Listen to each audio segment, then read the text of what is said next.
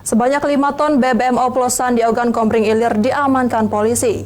Bahkan hasil campurannya sulit dibedakan antara minyak oplosan dan asli Pertamina.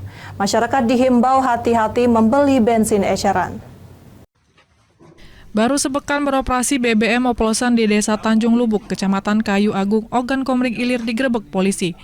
Tersangka M, 40 tahun, pendatang luar dari Kabupaten Oki yang mencoba mengoplos minyak untuk dijual kepada masyarakat sehingga minyak yang dicampur sama persis dengan BBM asli Pertamina.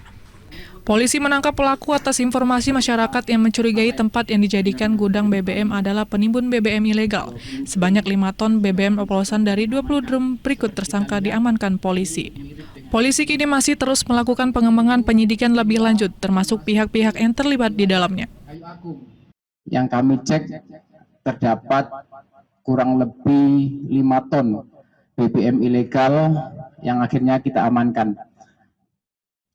Dari proses penyelidikan tersebut, kami sudah mengamankan 1 orang dengan inisial M dan sudah kami proses penyidikannya.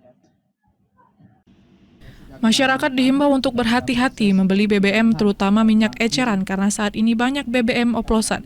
Jika ditemukan ataupun mencurigai hal itu, silakan lapor polisi. Dari Ogan Komering Ilir, Fitriadi, iNews melaporkan.